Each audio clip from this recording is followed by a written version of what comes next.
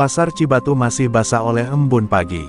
Bau anyir ikan bercampur dengan aroma bawang merah, sayur segar, dan keringat manusia yang sibuk menata dagangan.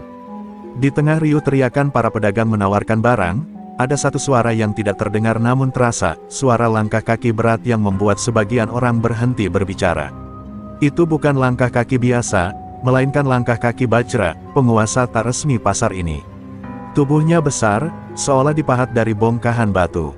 Lehernya kekar, wajahnya penuh goresan luka lama, dan mata kecilnya selalu menyapu kerumunan seperti predator yang mengamati mangsa. Di punggungnya, tato macan kumbang mengintip dari balik kaos tanpa lengan yang sudah lusuh. Semua orang tahu, jika Bajra sudah berjalan di lorong pasar, maka ada upeti yang harus diserahkan.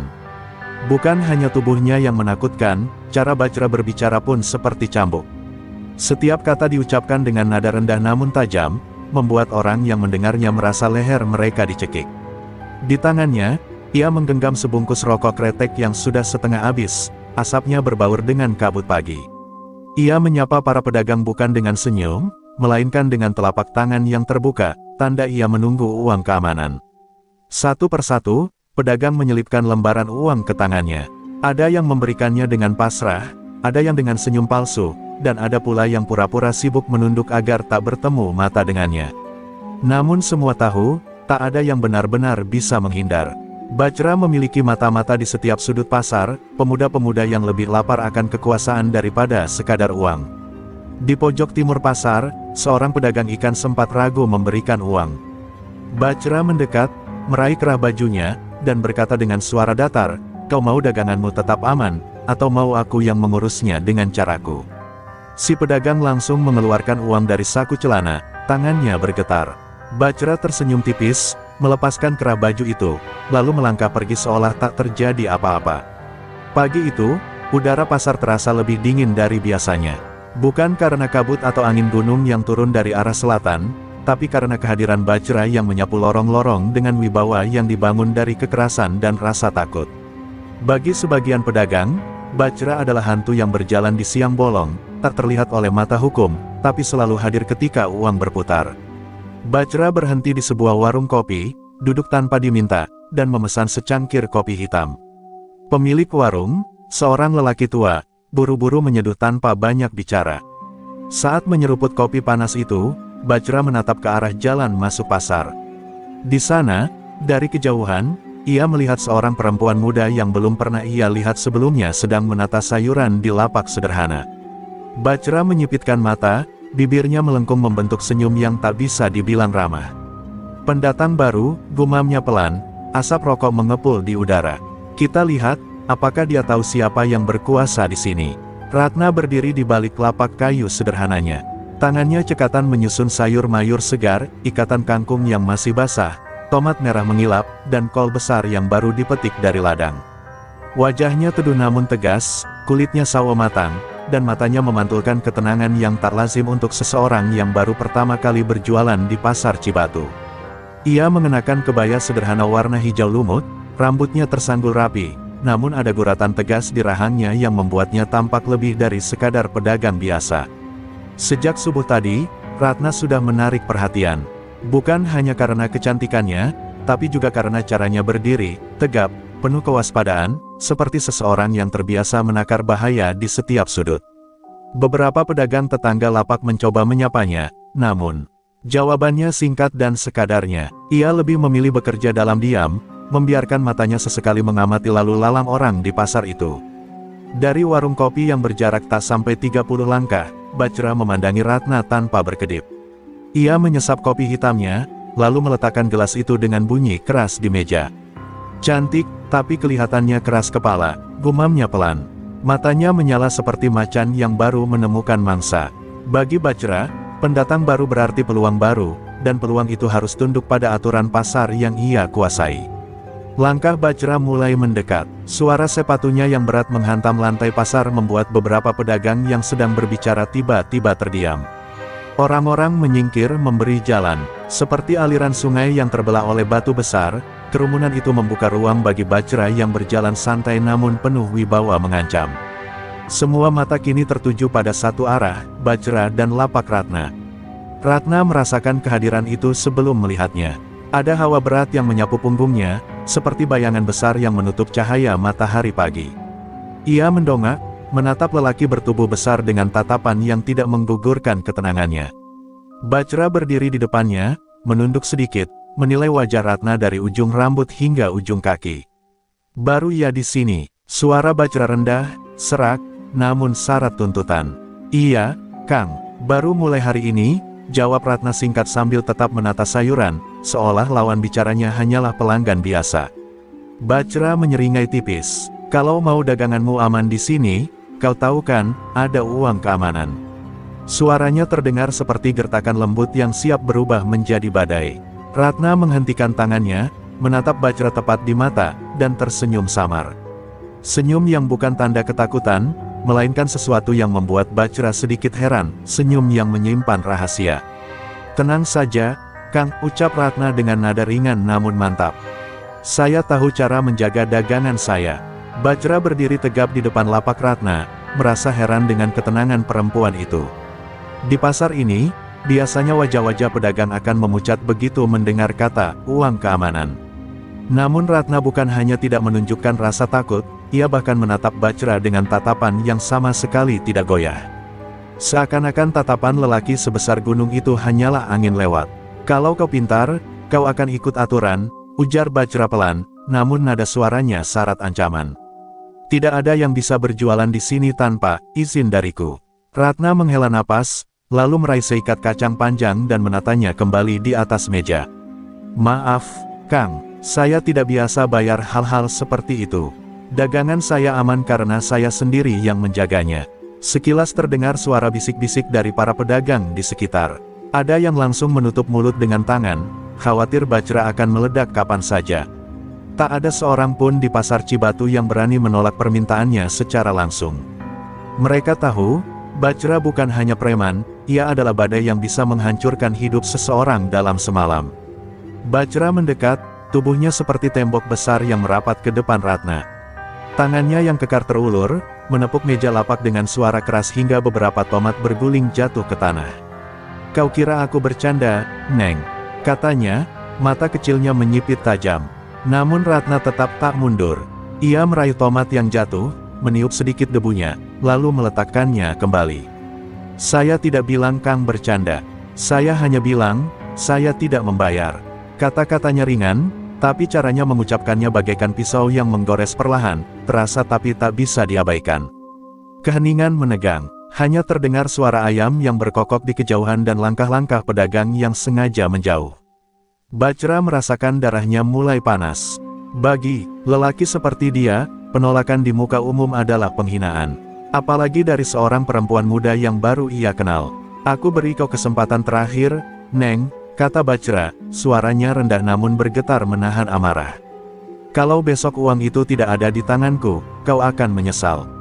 Ratna menatapnya lekat-lekat, lalu menjawab dengan nada setenang embun pagi, Kang tidak perlu menunggu besok. Jawabannya tetap sama. Bajra tersenyum tipis, namun senyum itu lebih mirip tarikan bibir seekor serigala sebelum menerkam. Ia melangkah mundur perlahan, matanya tak lepas dari wajah Ratna. Baiklah, kita lihat seberapa lama kau bisa bertahan, gumamnya sebelum berbalik, meninggalkan lapak itu dengan langkah berat. Orang-orang yang tadi mengintip buru-buru berpaling, pura-pura sibuk, tapi mereka tahu, badai baru saja mulai terbentuk di pasar Cibatu. Keesokan paginya, pasar sudah ramai saat Bajra muncul dari arah pintu barat. Langkahnya cepat, wajahnya suram, dan matanya menyalakan amarah yang masih membara sejak kemarin. Semua pedagang yang melihatnya buru-buru menunduk, pura-pura sibuk membereskan dagangan. Mereka tahu, hari ini bukan hari yang baik untuk mengganggu Bajra. Tanpa membuang waktu, Bajra langsung menuju lapak Ratna. Beberapa anak buahnya mengikuti dari belakang, berdiri di sudut-sudut lorong pasar, seakan mengurung area itu. Ratna tetap tenang, meski ia jelas tahu maksud kedatangan Bajra. Tangannya masih sibuk mengikat daun bawang, seolah tidak ada ancaman yang sedang berjalan mendekat. Pagi, Neng, suara Bajra berat, namun kali ini tanpa basa-basi. Kau sudah pikir-pikir lagi tentang ucapanku kemarin? Ratna mengangkat wajah, tersenyum samar. Sudah, Kang. Dan jawabannya masih sama. Senyum itu membuat darah Bajra mendidih. Tanpa peringatan, tangannya terulur, hendak meraih kerah baju Ratna dengan kasar. Namun yang terjadi justru di luar dugaannya, tangan Bajra seperti ditarik ke samping oleh kekuatan tak terlihat. Dalam sepersekian detik, Ratna memutar pergelangan tangan Bajra, dan tubuh besar itu terpaksa ikut berputar, hampir kehilangan keseimbangan. Orang-orang yang melihat terbelalak. Tak ada yang mengira seorang perempuan yang hanya berjualan sayur bisa membuat Bajra terseret langkahnya sendiri. Bajra berusaha menarik tangannya, tapi Ratna melepaskannya dengan gerakan cepat, membuat tubuhnya terhuyung mundur 2 langkah. Bajra terdiam, kaget, bukan karena rasa sakit, meski pergelangannya berdenyut, tetapi karena kecepatan gerakan itu. Ia pernah bertarung melawan banyak orang, tapi jarang ada yang bisa bergerak sedemikian halus dan tepat. "Kau, siapa sebenarnya?" tanya Bajra, suaranya berat bercampur penasaran. Ratna tidak langsung menjawab, ia hanya membetulkan posisi tomat-tomatnya yang tergeser tadi, lalu berkata pelan, "Hanya pedagang sayur, Kang, tapi saya tidak suka diganggu." Tatapannya teduh, namun di baliknya ada kilatan yang membuat Bajra merasa sedang berhadapan dengan seseorang yang berbahaya. Bajra mengerutkan dahi, lalu mundur setapak. "Kita lihat, Neng. Kita lihat," gumamnya, sebelum berbalik dan pergi, meninggalkan lorong pasar yang kini penuh dengan bisik-bisik dan tatapan heran para pedagang. Mereka tahu, ini bukan sekadar pertengkaran kecil, ini adalah awal dari sesuatu yang besar. Langkah Bajra meninggalkan pasar pagi itu terasa berat, bukan karena lelah, tetapi karena beban amarah yang mendesak dadanya. Bayangan tangan Ratna yang memutar pergelangannya terus berputar di kepalanya. Itu bukan sekadar gerakan menghindar, itu adalah tamparan terhadap harga diri seorang Bajra, raja pasar yang tak pernah dikalahkan di hadapan orang banyak. Begitu sampai di warung kopi langganannya, Bajra menghantam meja dengan tinjunya hingga gelas-gelas bergetar. Pemilik warung dan pelanggan lain segera menyingkir. Takut terseret badai kemarahannya, nafas Bajra memburu, matanya liar seperti macan yang tersakiti. "Perempuan itu," desisnya pelan, namun penuh racun. Di sudut warung, 3 anak buahnya duduk diam, saling pandang, ragu membuka suara. Mereka tahu Bajra tidak suka ditanya saat marah. Namun salah satu dari mereka memberanikan diri berkata, "Bang, kalau mau, malam ini kita bisa datangi dia di rumahnya. Biar dia tahu siapa penguasa di sini." Bajra menatap anak buahnya itu dengan tatapan tajam. "Kau kira aku butuh sembunyi-sembunyi? Aku ingin semua orang tahu, siapa yang berani menantangku, akan hancur di depan mata mereka." Suaranya tegas, namun di dalam hatinya, Bajra mulai merasa bahwa melawan Ratna tidak akan sesederhana menakut-nakuti pedagang biasa. Ia menyalakan rokok, menghisap dalam-dalam, lalu menghembuskan asapnya ke udara. Di kepalanya, rasa malu bercampur penasaran. Gerakan Ratna kemarin bukan gerakan orang sembarangan. Bajra pernah bertarung melawan jagoan kampung, mantan satpam, bahkan petarung jalanan, tapi tidak ada yang punya kecepatan seperti itu. Tatapan Bajra mengeras. "Kalau dia bisa silat, aku akan belajar lebih kuat lagi. Aku akan cari guru yang bisa membuatku menghancurkan jurus-jurusnya," gumamnya sendiri. Tangannya mengepal begitu erat hingga buku-buku jarinya memutih. Sementara itu, di pasar, kabar tentang insiden kemarin sudah menyebar seperti api di musim kemarau. Nama Ratna mulai dibicarakan di setiap sudut lorong, perempuan cantik yang berani melawan Bajra. Ada yang mengaguminya, ada pula yang khawatir ia tidak akan bertahan lama. Namun semua setuju, pasar ini akan segera berguncang. Bajra meneguk sisa kopinya, lalu berdiri. "Besok, aku akan kembali," katanya pelan, namun dengan nada yang membuat anak buahnya merinding. Mereka tahu, Bajra tidak akan berhenti sebelum harga dirinya terbayar lunas, dan kali ini, dendam itu bukan hanya soal uang, tapi soal kehormatan. Pagi berikutnya, pasar Cibatu tidak seperti biasanya. Udara terasa berat, bukan hanya oleh kabut yang belum sepenuhnya sirna, tetapi oleh percakapan berbisik-bisik di setiap sudut lorong. Nama Ratna menjadi topik utama, perempuan yang kemarin membuat Bajra, si penguasa pasar, mundur dengan wajah dipenuhi kemarahan. Di lapak ikan, 2 pedagang tua menunduk sambil berbicara pelan. "Aku dengar katanya dia pernah jadi murid perguruan silat di Garut Selatan," ujar yang satu, sambil memindahkan ikan mas ke ember. Yang lain menggeleng. "Bukan, katanya dia anak seorang pendekar yang tewas dibunuh waktu masih kecil." Sejak itu dia berkelana, belajar dari guru-guru hebat. Suara mereka bergetar, seakan takut kalau Ratna bisa mendengar dari jauh. Tak jauh dari situ, sekelompok pemuda yang biasanya nongkrong di pinggir pasar ikut menimpali. Kalau dia cuma pedagang, mana mungkin tangannya bisa gerak secepat itu. Aku lihat sendiri kemarin, Bajra sampai goyah. Itu bukan gerakan orang biasa. Ucapan itu membuat yang lain mengangguk serius. Ratna sendiri tak terlalu memedulikan kabar-kabar itu. Ia tetap menata dagangannya, melayani pembeli dengan senyum hangat. Namun, di sudut matanya, ia tahu bahwa setiap geraknya kini diperhatikan. Bukan hanya oleh pedagang, tapi juga oleh orang-orang yang setia kepada Bajra. Ia bisa merasakan tatapan-tatapan penuh curiga yang mengikutinya, seperti bayangan yang tak pernah pergi. Sementara itu, di warung kopi, Bajra duduk diam, mendengar potongan-potongan rumor itu sampai ke telinganya. Semakin banyak ia mendengar, semakin kuat tekadnya untuk menyingkap siapa Ratna sebenarnya. Kalau benar dia anak seorang pendekar, aku akan pastikan nama itu berakhir di sini, gumamnya, mengepalkan tinju di bawah meja. Namun di antara para pedagang, mulai muncul harapan kecil.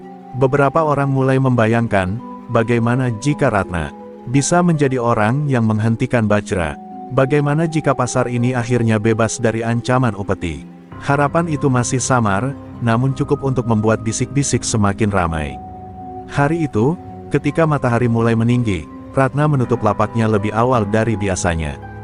Beberapa orang mengira ia takut pada Bajra, namun mereka salah. Ratna melangkah keluar pasar dengan langkah tenang, meninggalkan rasa penasaran yang semakin membakar hati semua orang yang memperhatikannya. Langkah Ratna meninggalkan pasar membawanya ke jalan setapak di pinggiran Cibatu. Udara sore terasa lembut, tapi pikirannya jauh melayang, menembus waktu bertahun-tahun silam. Di balik ketenangannya, ada luka lama yang masih membekas, luka yang mengajarinya untuk tidak takut pada kekuasaan siapapun. Ingatan itu datang seperti hujan di musim kemarau. Ia melihat dirinya yang masih kecil, berlari di halaman rumah panggung di Garut Selatan.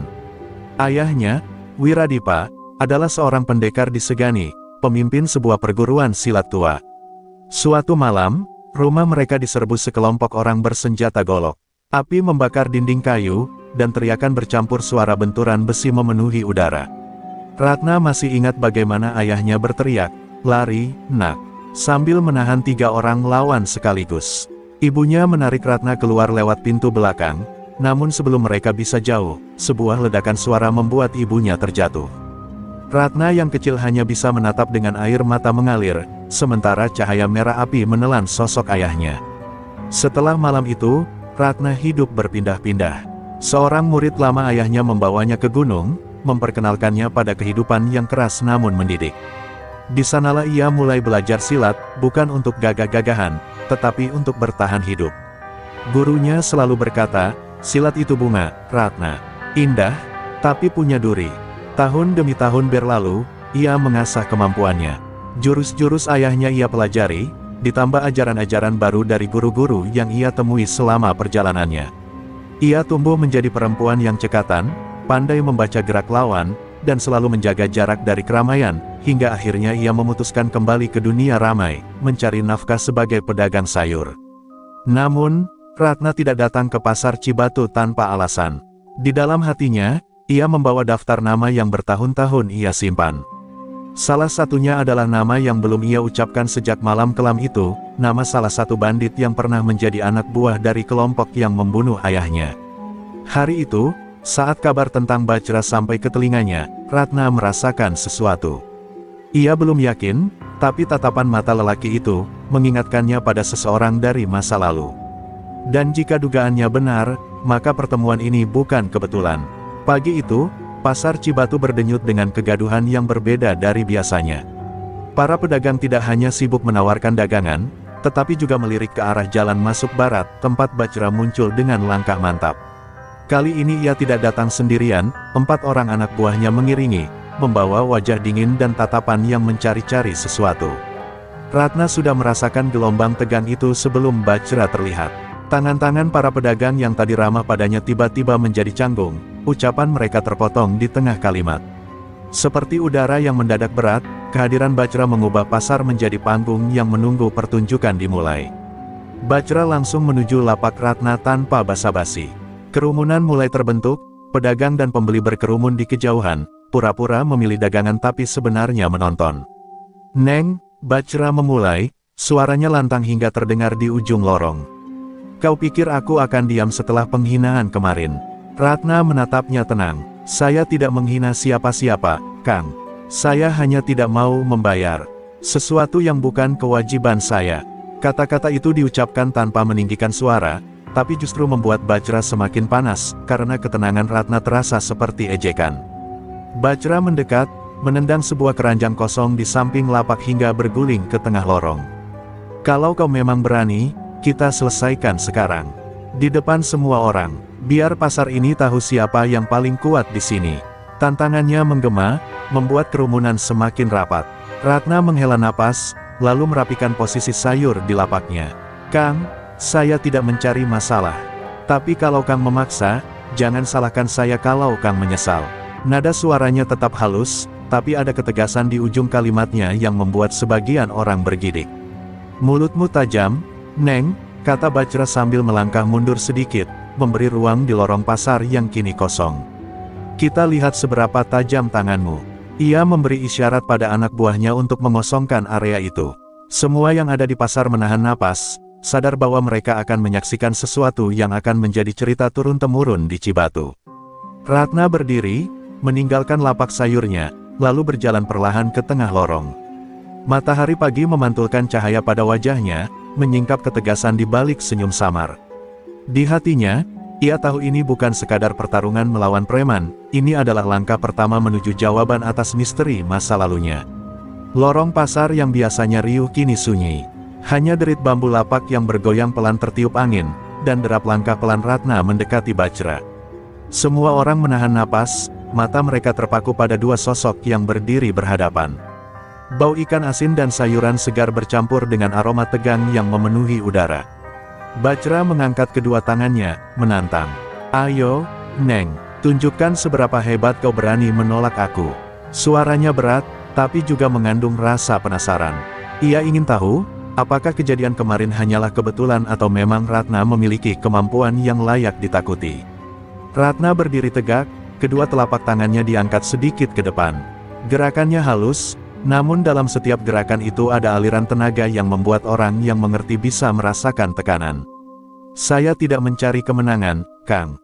Tapi kalau Kang memaksa," ia berhenti sejenak, menatap tajam, "saya akan beri pelajaran." Bajra menggeram, lalu meluncur dengan pukulan cepat ke arah wajah Ratna.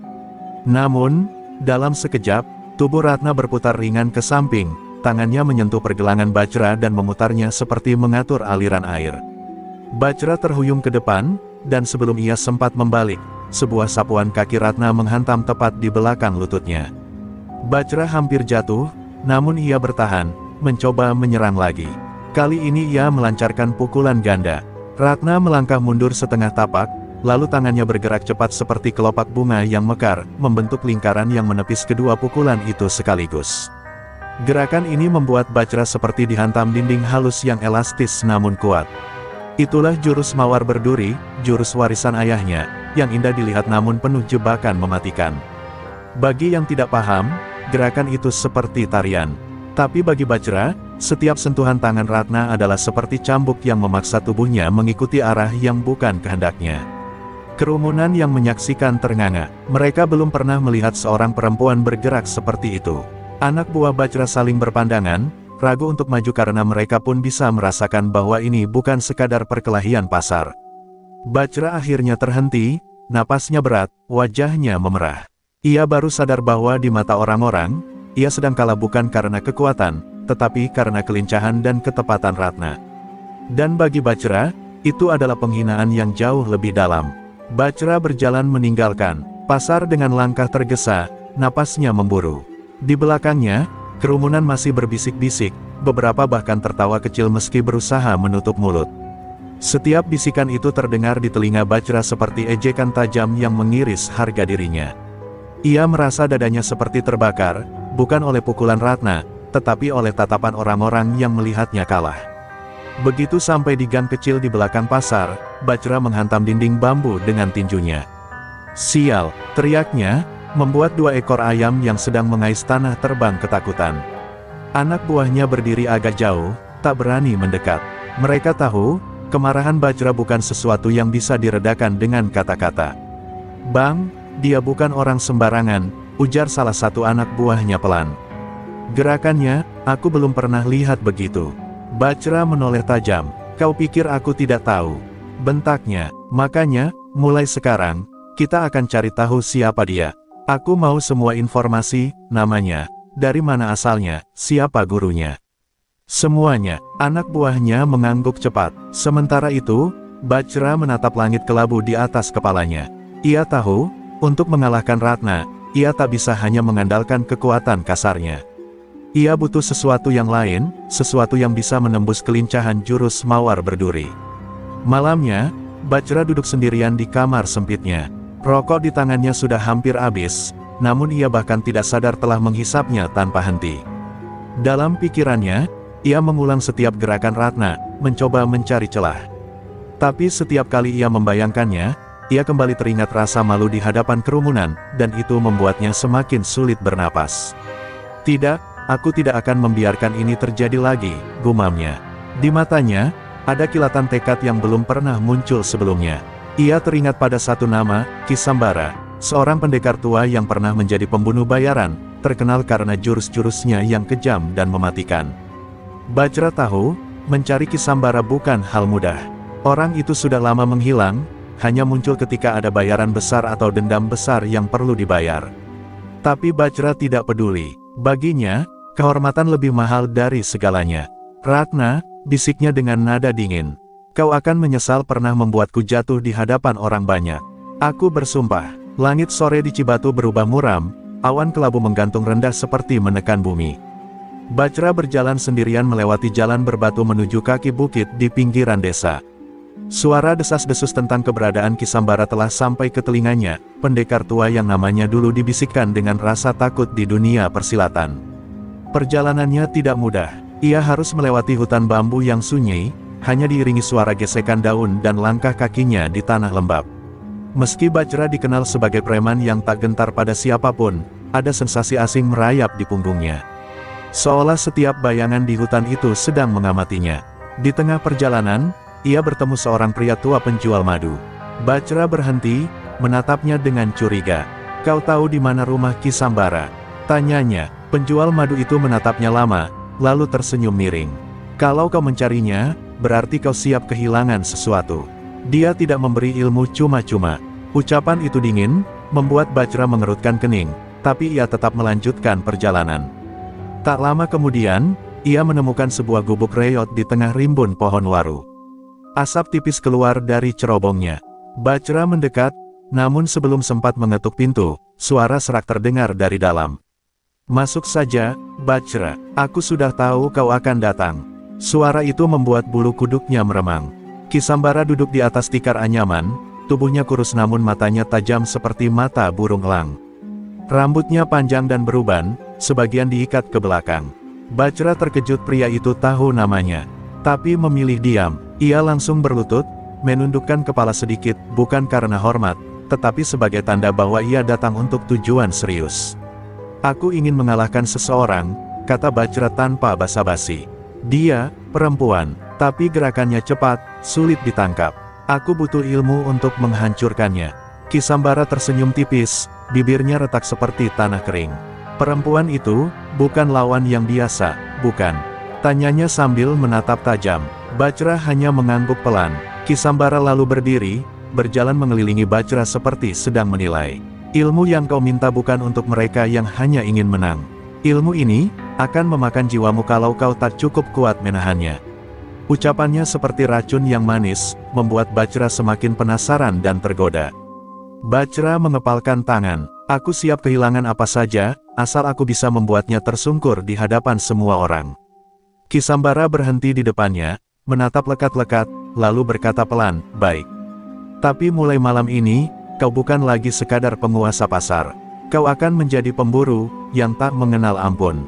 Malam pertama di bawah bimbingan Kisambara terasa seperti neraka bagi Bajra. Udara pegunungan yang dingin menusuk tulang, namun keringatnya bercucuran karena dipaksa berlari mengelilingi bukit tanpa henti. "Jangan berhenti, Bajra!" teriak Ki Sambara dari kejauhan. "Musuhmu tak akan memberimu waktu bernapas." Bajra menggertakkan gigi, setiap langkah terasa seperti memikul beban 1000 batu. Setelah itu, Ki Sambara membawanya ke sebuah lapangan kecil yang hanya diterangi cahaya bulan. Di sana, Ki Sambara melemparkan puluhan batu kecil ke arah Bajra dengan kecepatan yang sulit diikuti mata. "Tangkap atau kau mati," perintahnya. Bajra berusaha menangkis, namun setiap batu yang lolos menghantam tubuhnya meninggalkan memar ungu. Latihan berikutnya lebih aneh, Bajra diminta berjalan di atas bambu tipis yang dipasang melintang di atas kolam lumpur. Sambil melangkah, Ki Sambara menyerangnya dengan tongkat dari berbagai arah. "Keseimbangan adalah nyawa, sekali kau goyah, kau akan menjadi mangsa." Bajra beberapa kali jatuh ke lumpur, namun setiap kali bangkit, matanya semakin penuh amarah. Pada malam ketiga, Ki Sambara mengajarinya jurus yang disebut bayangan hitam. Gerakannya cepat, hampir tak terlihat oleh mata biasa. Bajra dipaksa bergerak dari satu titik ke titik lain dalam hitungan detik, seperti lenyap lalu muncul kembali. "Jurus ini akan mematahkan kembang tarian lawanmu," ujar Ki Sambara dengan nada dingin. Namun latihan itu tidak tanpa harga. Telapak kaki Bajra mulai melepuh, tangannya penuh luka gores, dan otot-ototnya terasa seperti disayat dari dalam. Setiap kali ia hampir menyerah, Ki Sambara akan menatapnya tajam dan berkata, "Kau ingin membalas dendam, atau kau ingin mati sebagai pecundang?" Kata-kata itu memaksa Bajra terus bergerak meski tubuhnya nyaris roboh. Hari demi hari, Bajra mulai berubah. Gerakannya menjadi lebih halus, tatapannya lebih tajam, dan setiap langkahnya kini membawa aura mengancam. Ia bukan lagi preman pasar yang hanya mengandalkan tenaga, melainkan seorang pemburu yang tahu kapan harus menyerang dan kapan harus menghilang. Di akhir minggu kedua, Ki Sambara memberikan ujian terakhir. Bajra diminta melawan 5 anak buah Ki Sambara sekaligus dalam gelap total, hanya mengandalkan pendengaran dan insting. Pertarungan itu berlangsung singkat, Bajra bergerak seperti bayangan, menjatuhkan satu persatu lawannya tanpa suara. Ki Sambara tersenyum puas. "Kau siap, Bajra? Tapi ingat, jurus ini akan meninggalkan jejak di jiwamu, dan tak ada jalan kembali." Bajra hanya membalas dengan senyum tipis. Di dalam hatinya, bayangan Ratna muncul lagi, namun kali ini, ia tidak melihatnya sebagai sosok yang memalukan dirinya. Ia melihatnya sebagai mangsa, yang menunggu saat untuk diterkam. Pagi di pasar Cibatu terasa seperti biasa, hiruk-pikuk pedagang, teriakan tawar-menawar, aroma bawang dan sayur yang bercampur dengan wangi tanah basah.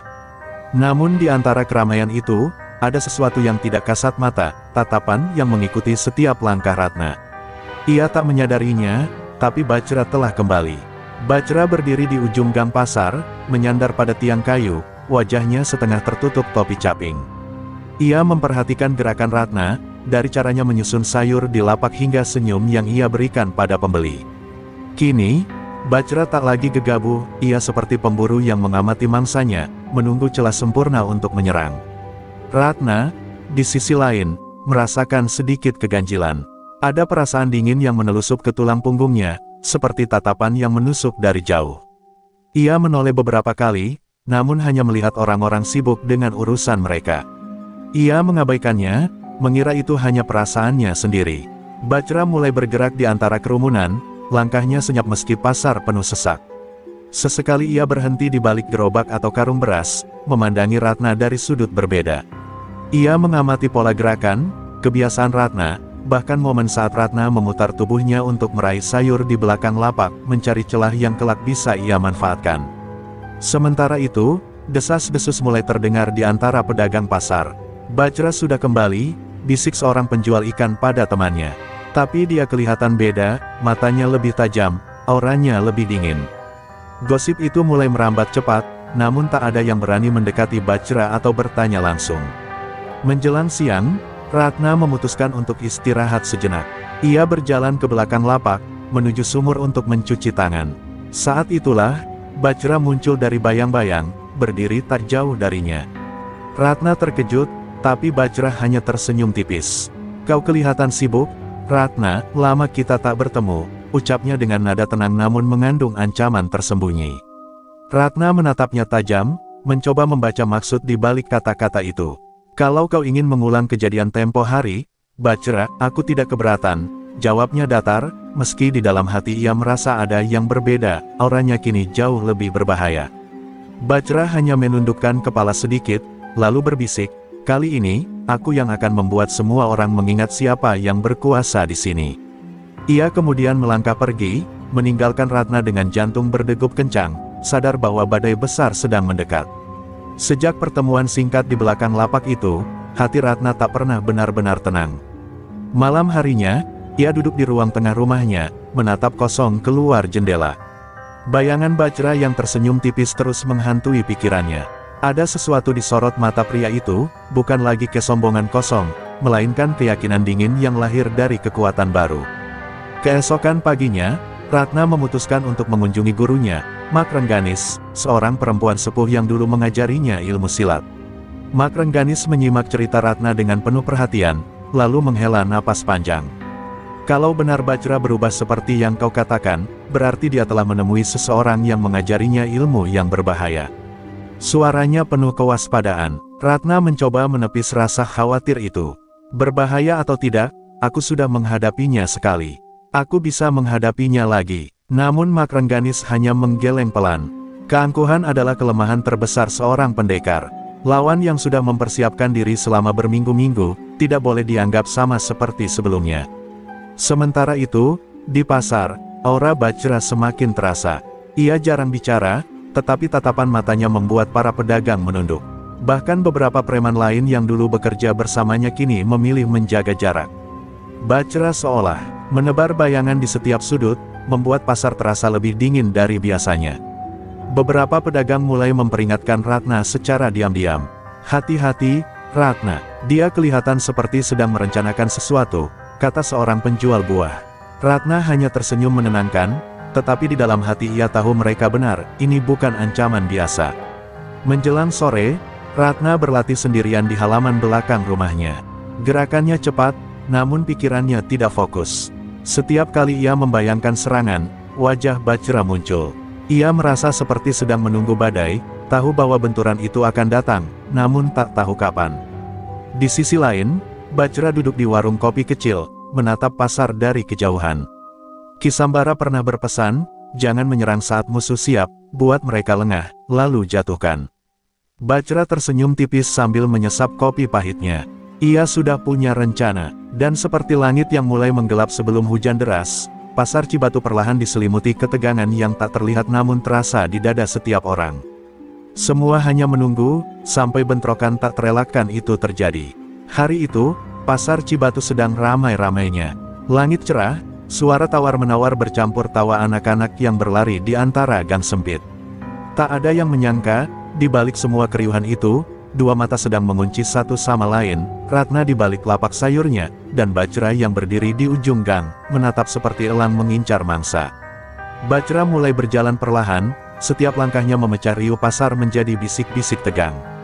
Para pedagang yang melihatnya segera mundur, memberi jalan tanpa diminta. Wajah Bajra datar, tapi sorot matanya menyala penuh perhitungan. Ratna menegakkan tubuhnya, memandang langsung, menolak menunjukkan rasa gentar. Aku sudah bilang, Ratna, suara Bajra terdengar rendah namun cukup keras untuk memotong kebisingan sekitar. Kali ini aku yang berkuasa di sini. Tangannya menepuk meja kayu lapak Ratna dengan keras, membuat beberapa sayur jatuh berhamburan. Beberapa orang langsung menjauh, takut terjebak di tengah. Ratna menunduk sebentar, memungut sayur yang jatuh, lalu menatap Bajra dengan tatapan menusuk. Kalau kau pikir ancaman murahan bisa membuatku takut, kau salah besar. Suaranya tenang, tapi otot tangannya tegang, siap bergerak kapan saja. Bajra tersenyum tipis, lalu tanpa peringatan mengayunkan tangannya ke arah meja, bermaksud menjungkir balikkan seluruh lapak. Namun gerakannya ditangkis Ratna dengan satu hentakan telapak, membuat lengan Bajra terhenti di udara. Dentuman benturan itu membuat beberapa orang menjerit. Sekejap kemudian, keduanya bergerak cepat, Bajra mengirimkan pukulan ke arah dada Ratna. Tapi Ratna memutar tubuhnya, membiarkan pukulan itu hanya mengenai udara. Bajra mengubah arah, mencoba menggunakan jurus bayangan hitam, namun Ratna yang peka membaca gerakan mulai menangkis dengan presisi. Kerumunan semakin menjauh, menciptakan lingkaran kosong di tengah pasar. Pertarungan itu singkat tapi intens, seperti kilat yang menyambar di siang bolong. Ratna berhasil memukul balik dengan tendangan rendah yang membuat Bajra mundur selangkah, tapi Bajra sama sekali tidak kehilangan senyumannya. "Bagus, tapi aku belum serius," katanya pelan, lalu berbalik pergi begitu saja, meninggalkan Ratna dengan napas terengah. Ratna menatap punggungnya yang menjauh, merasakan amarah sekaligus kegelisahan. Bajra bukan hanya datang untuk mengancam, ia sedang bermain permainan yang lebih besar, dan Ratna tahu ia harus bersiap lebih dari sebelumnya. Sejak bentrokan singkat itu, pasar Cibatu tak lagi sama. Bajra tidak muncul setiap hari, namun pengaruhnya mulai terasa seperti racun yang menyebar diam-diam.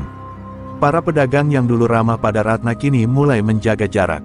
Beberapa bahkan menolak menyapa, takut jadi sasaran kemarahan Bajra. Bajra memulai langkahnya dengan mengirim orang-orang suruhan untuk membeli dagangan dari lapak lain dengan harga tinggi, lalu menjualnya kembali dengan harga miring, membuat pembeli mulai berpaling dari lapak Ratna. Bisnis Ratna perlahan terguncang, bukan karena kualitas dagangannya menurun, tapi karena bisikan-bisikan yang menodai namanya.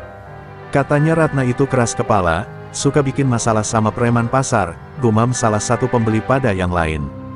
Gosip itu jelas direkayasa, namun sekali menyebar, sulit untuk dihentikan. Ratna mencoba mengabaikannya, tapi ia tahu Bajra sedang menggerogoti pondasinya sedikit demi sedikit. Di suatu sore, Ratna melihat salah satu pedagang sayur yang ia kenal, Mang Amri, tengah membereskan lapaknya lebih cepat dari biasanya. "Kenapa buru-buru, Mang?" tanya Ratna. Mang Amri hanya menunduk, lalu berbisik, "Maaf, Ratna, aku tak mau ada masalah.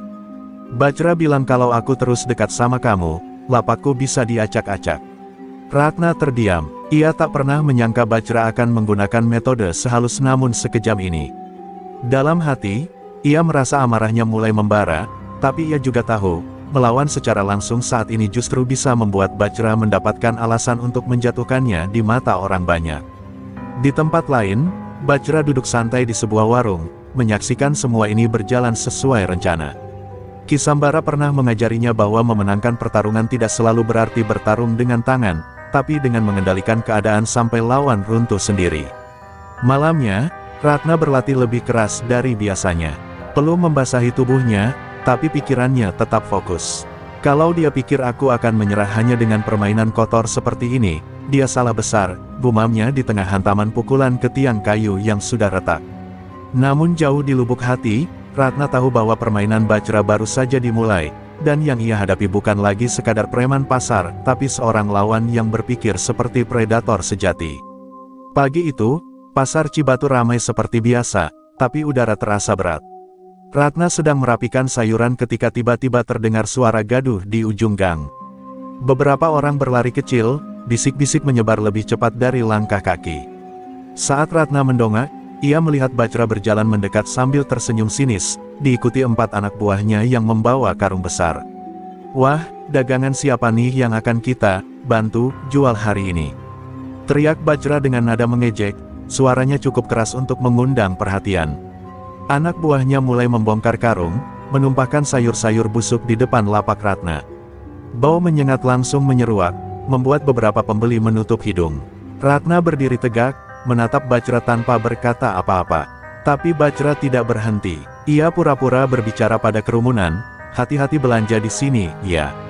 Katanya jual sayur segar, tapi lihat, ternyata ada juga yang busuk. Suara tawa anak buahnya menggema, membuat beberapa orang mulai berbisik-bisik sambil memandang Ratna dengan tatapan curiga. "Apa maksudmu, Bajra?" Suara Ratna akhirnya pecah, tegas namun terkendali. Bajra mendekat, jaraknya hanya 1 langkah dari Ratna, lalu berkata pelan tapi menusuk, "Maksudku, ini pasarku, dan kau cuma numpang. Kalau mau tetap di sini, ikut aturan yang aku buat." Kerumunan mulai terbentuk, orang-orang berhenti berbelanja, menonton dengan wajah tegang. Ratna merasakan darahnya mendidih, tapi ia mengingat pesan Mak Rengganis, jangan terpancing. Namun Bajra seperti membaca pikirannya. Ia tersenyum tipis, lalu dengan sengaja menendang keranjang sayur Ratna hingga isinya berhamburan ke tanah. Jeritan kecil terdengar dari beberapa pedagang. Ratna mengepalkan tangan. "Cukup, Bajra." Suaranya kini bergetar menahan amarah. Namun Bajra justru menoleh ke arah kerumunan dan berseru, "Dengar itu. Dia mau melawan. Semua jadi saksi, kalau aku nanti terpaksa membereskan orang ini, itu bukan salahku." Ratna tahu, satu langkah salah dan ia akan terlihat sebagai penyerang di mata semua orang.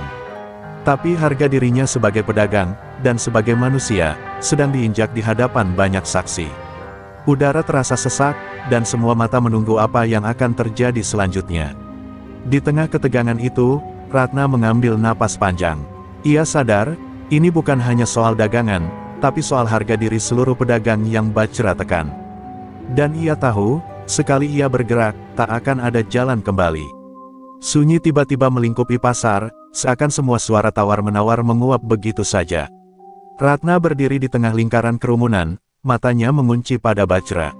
Nafasnya berat, namun tatapannya jernih, tidak ada lagi keraguan. Semua peringatan dalam kepalanya runtuh, tergantikan tekad yang membara. Bajra tersenyum sinis, merasa kemenangan sudah di tangannya. Kalau mau melawan, ayo. Tapi ingat, semua orang di sini akan lihat siapa yang benar-benar berkuasa. Ia melangkah maju, jarak di antara mereka kini tinggal beberapa jengkal. Bau sayuran busuk di tanah bercampur dengan tegangnya udara di sekitar. Tiba-tiba, Bajra mengayunkan tangannya, mencoba mendorong bahu Ratna dengan kasar. Namun sebelum tangannya menyentuh, Ratna memutar pergelangan Bajra dan menghentakkannya ke bawah. Bajra terkejut, tubuhnya condong ke depan. Dalam satu gerakan kilat, Ratna menendang kaki Bajra dari samping, membuatnya tersungkur setengah berlutut. Sorak terkejut meledak dari kerumunan. Anak buah Bajra langsung bergerak, tapi Ratna melompat mundur, mengambil posisi siap tempur. Bajra bangkit, matanya kini menyala penuh amarah. "Tangkap dia!" teriaknya.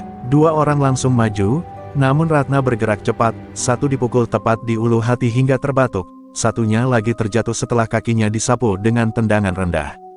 Kerumunan semakin gaduh. Beberapa pedagang berteriak menyuruh berhenti, tapi sebagian lainnya bersorak mendukung Ratna. Bajra, yang merasa harga dirinya diinjak di depan umum, mengeluarkan jurus bayangan hitam yang terkenal cepat dan mematikan. Gerakannya seperti kilatan bayangan yang melompat dari berbagai arah. Ratna memejamkan mata sekejap, merasakan arah angin dan langkah kaki Bajra. Saat serangan datang dari kiri, ia memiringkan tubuhnya dan menghantamkan siku ke dada Bajra. Tubuh Bajra terdorong mundur, nafasnya tersengal. Tatapan mereka bertemu lagi, kali ini, senyum sinis Bajra hilang, digantikan kilatan kebencian murni. "Kita belum selesai," desis Bajra, sebelum mundur dan memberi isyarat pada anak buahnya untuk pergi. Kerumunan terpecah, beberapa masih memandang Ratna dengan kagum, yang lain dengan cemas. Ratna berdiri tegak, tapi di dalam hatinya ia tahu, kemenangan kecil ini hanya awal dari perang yang lebih besar. Di sudut pasar, seorang lelaki tua berkerudung lusuh mengamati tanpa bicara. Tatapannya mengikuti Ratna, lalu Bajra yang menjauh. Di bibirnya, tersungging senyum tipis, seolah ia tahu bahwa bentrokan hari ini hanyalah prolog dari badai yang akan datang. Malam itu, langit Cibatu menggantung berat. Awan hitam berkumpul seperti menandai bahwa sesuatu yang besar akan terjadi. Ratna berdiri di tepi lapangan kosong di belakang pasar, tempat yang disepakati untuk mengakhiri semuanya. Pakaian latihannya basah oleh hujan gerimis yang mulai turun, tapi ia tak bergeming. Bajra muncul dari balik kegelapan, diikuti oleh 3 anak buahnya yang kemudian berhenti di pinggir lapangan. Wajahnya kaku, tatapannya tajam seperti pisau. "Kau sudah membuatku kehilangan muka di pasar. Malam ini, aku akan menghapus namamu, dan mungkin hidupmu," katanya datar, tapi penuh ancaman.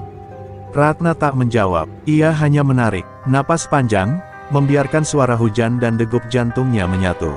Kilatan petir di langit memantulkan wajahnya yang penuh tekad. Ia tahu, jika malam ini ia kalah, bukan hanya dirinya yang hancur, tapi seluruh pedagang yang pernah ia bela akan kembali ke dalam cengkeraman Bajra. Bajra bergerak lebih dulu, melesat dengan jurus bayangan hitam yang kali ini lebih cepat dan liar. Ratna menangkis serangan demi serangan, tubuhnya bergerak seperti air yang mengalir di antara hantaman. Namun kekuatan Bajra tak main-main, pukulan dan tendangannya memaksa Ratna mundur beberapa langkah, membuat tanah basah di bawahnya terguncang. Hujan semakin deras, membasahi rambut dan wajah mereka. Bajra melompat, berputar, dan menghantamkan kaki ke arah kepala Ratna. Ratna merunduk, lalu memanfaatkan momentum untuk mengirimkan pukulan telak ke perut Bajra. Bajra terhuyung, tapi cepat memulihkan posisi. "Bagus, tapi itu belum cukup," katanya sambil menyeringai. Pertarungan memanas. Mereka saling bertukar serangan, suara dentuman pukulan berpadu dengan gemuruh guntur. Ratna mulai membaca pola Bajra, menemukan celah kecil di setiap langkahnya. Dan ketika Bajra melancarkan serangan pamungkas dari arah kanan, Ratna memutar tubuh, mengunci lengan Bajra, dan menghentakkannya ke tanah berlumpur. Bajra terkapar, nafasnya terengah. Ratna berdiri di atasnya, tidak mengangkat tangan untuk memukul lagi. "Kekuasaanmu di pasar sudah berakhir, Bajra. Pergilah, sebelum aku benar-benar menganggapmu musuh yang pantas dihabisi," ucap Ratna dingin. Hujan terus turun saat Bajra bangkit perlahan, menatap Ratna dengan mata yang penuh dendam namun juga pengakuan. Tanpa sepatah kata, ia berbalik dan pergi, meninggalkan Ratna berdiri sendirian di tengah hujan, merasakan beban yang akhirnya lepas dari pundaknya, setidaknya untuk malam ini. Pasar Cibatu masih basah oleh embun pagi. Bau anyir ikan bercampur dengan aroma bawang merah, sayur segar, dan keringat manusia yang sibuk menata dagangan. Di tengah riuh teriakan para pedagang menawarkan barang, ada satu suara yang tidak terdengar namun terasa, suara langkah kaki berat yang membuat sebagian orang berhenti berbicara. Itu bukan langkah kaki biasa, melainkan langkah kaki Bajra, penguasa tak resmi pasar ini. Tubuhnya besar, seolah dipahat dari bongkahan batu. Lehernya kekar, wajahnya penuh goresan luka lama, dan mata kecilnya selalu menyapu kerumunan seperti predator yang mengamati mangsa. Di punggungnya, tato macan kumbang mengintip dari balik kaos tanpa lengan yang sudah lusuh. Semua orang tahu, jika Bajra sudah berjalan di lorong pasar, maka ada upeti yang harus diserahkan. Bukan hanya tubuhnya yang menakutkan, cara Bajra berbicara pun seperti cambuk. Setiap kata diucapkan dengan nada rendah namun tajam, membuat orang yang mendengarnya merasa leher mereka dicekik. Di tangannya, ia menggenggam sebungkus rokok kretek yang sudah setengah habis, asapnya berbaur dengan kabut pagi. Ia menyapa para pedagang bukan dengan senyum, melainkan dengan telapak tangan yang terbuka, tanda ia menunggu uang keamanan. Satu persatu, pedagang menyelipkan lembaran uang ke tangannya. Ada yang memberikannya dengan pasrah, ada yang dengan senyum palsu, dan ada pula yang pura-pura sibuk menunduk agar tak bertemu mata dengannya. Namun semua tahu, tak ada yang benar-benar bisa menghindar. Bajra memiliki mata-mata di setiap sudut pasar, pemuda-pemuda yang lebih lapar akan kekuasaan daripada sekadar uang. Di pojok timur pasar, seorang pedagang ikan sempat ragu memberikan uang. Bajra mendekat, meraih kerah bajunya, dan berkata dengan suara datar, "Kau mau daganganmu tetap aman, atau mau aku yang mengurusnya dengan caraku?" Si pedagang langsung mengeluarkan uang dari saku celana, tangannya bergetar. Bajra tersenyum tipis, melepaskan kerah baju itu, lalu melangkah pergi seolah tak terjadi apa-apa. Pagi itu, udara pasar terasa lebih dingin dari biasanya. Bukan karena kabut atau angin gunung yang turun dari arah selatan, tapi karena kehadiran Bajra yang menyapu lorong-lorong dengan wibawa yang dibangun dari kekerasan dan rasa takut. Bagi sebagian pedagang, Bajra adalah hantu yang berjalan di siang bolong, tak terlihat oleh mata hukum, tapi selalu hadir ketika uang berputar. Bajra berhenti di sebuah warung kopi, duduk tanpa diminta, dan memesan secangkir kopi hitam. Pemilik warung, seorang lelaki tua, buru-buru menyeduh tanpa banyak bicara. Saat menyeruput kopi panas itu, Bajra menatap ke arah jalan masuk pasar. Di sana, dari kejauhan, ia melihat seorang perempuan muda yang belum pernah ia lihat sebelumnya sedang menata sayuran di lapak sederhana. Bajra menyipitkan mata, bibirnya melengkung membentuk senyum yang tak bisa dibilang ramah. "Pendatang baru," gumamnya pelan, asap rokok mengepul di udara. "Kita lihat, apakah dia tahu siapa yang berkuasa di sini." Ratna berdiri di balik lapak kayu sederhananya. Tangannya cekatan menyusun sayur mayur segar, ikatan kangkung yang masih basah, tomat merah mengilap, dan kol besar yang baru dipetik dari ladang. Wajahnya teduh namun tegas, kulitnya sawo matang, dan matanya memantulkan ketenangan yang tak lazim untuk seseorang yang baru pertama kali berjualan di pasar Cibatu.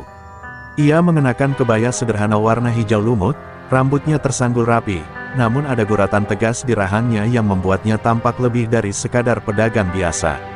Sejak subuh tadi, Ratna sudah menarik perhatian. Bukan hanya karena kecantikannya, tapi juga karena caranya berdiri, tegap, penuh kewaspadaan, seperti seseorang yang terbiasa menakar bahaya di setiap sudut. Beberapa pedagang tetangga lapak mencoba menyapanya, namun jawabannya singkat dan sekadarnya. Ia lebih memilih bekerja dalam diam, membiarkan matanya sesekali mengamati lalu lalang orang di pasar itu. Dari warung kopi yang berjarak tak sampai 30 langkah, Bajra memandangi Ratna tanpa berkedip. Ia menyesap kopi hitamnya, lalu meletakkan gelas itu dengan bunyi keras di meja. "Cantik, tapi kelihatannya keras kepala," gumamnya pelan. Matanya menyala seperti macan yang baru menemukan mangsa. Bagi Bajra, pendatang baru berarti peluang baru, dan peluang itu harus tunduk pada aturan pasar yang ia kuasai.